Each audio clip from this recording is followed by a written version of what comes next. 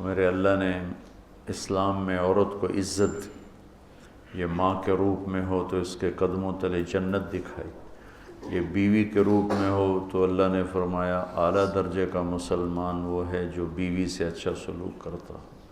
یہ بیٹی کے روپ میں ہو تو ایک بیٹی کی شادی کر دے تو جنت میں نبی کے ساتھ ایسے ہو جائے۔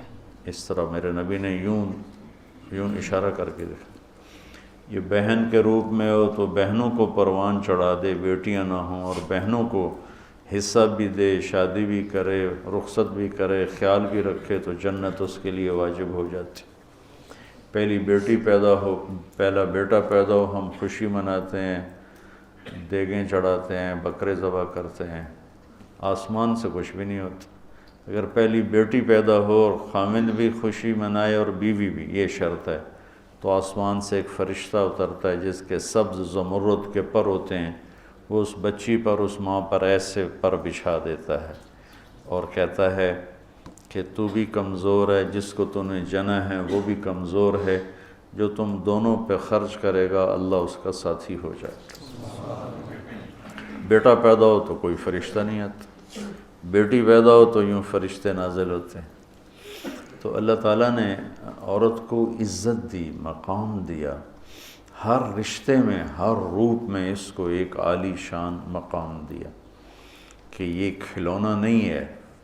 یہ تمہاری ہوس کو پورا کرنے کا آلہ نہیں ہے، اس کو اللہ نے عزت دی ہے، اس کو عزت کے ساتھ ہر رشتے میں اس کو عزت دو۔ اور علماء فرماتے ہیں کہ اللہ سیدھا دائیں طرف زیادہ افضل ہے بائیں سے، لیکن اللہ تعالیٰ نے اماں حوا کو بائیں طرف سے پیدا کیا، آدم علیہ السلام کی بائیں پسلی سے نکالا، تو بائیں طرف دل ہوتا ہے، سیدھی طرف دل نہیں ہوتا، دل الٹی طرف ہوتا ہے۔ تو اس میں ایک پیغام دیا کہ عورت کسی بھی رشتے میں ہو اس کی جگہ دل کے قریب ہونی چاہیے۔ یہ اس طرف سے پیدا کرنے میں یہ پیغام ہے کہ عورت کسی بھی روپ میں ہو وہ دل کے قریب ہونی چاہیے۔ تو چونکہ دین سیکھا نہیں تو کچھ عیاشی میں پڑھ کے کھلونا بنا لیتے ہیں، کچھ اپنی معاشرت میں آ کر مارنا، پیٹنا، گالیاں دینا، ماں نے شکایت لگائی تو مارنا شروع کر دیا، کسی بہن نے شکایت لگائی تو مارنا شروع کر دیا، باپ نے شکایت لگائی تو بے عزت کرنا شروع کر دیا۔ یہ میرے ماحول کی چیز ہے، اور اللہ تعالیٰ نے یہاں یعنی شہوت غلط لفظ نہیں ہے، خواہشات کو کہتے ہیں، خواہشات کی محبت ہر انسان کے دل میں ہے۔ سب سے پہلے عورت کو ذکر کیا ہے کہ کسی بھی گھر کی رونق عورت کے ساتھ، جس گھر میں عورت نہیں ہوتی وہ گھر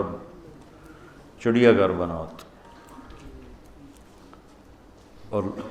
لباس سے دونوں کو تشبیہ دی کہ لباس سے ایک سیکنڈ کے لیے ہم بے نیاز نہیں ہو سکتے، ایسے ہی عورت کے بغیر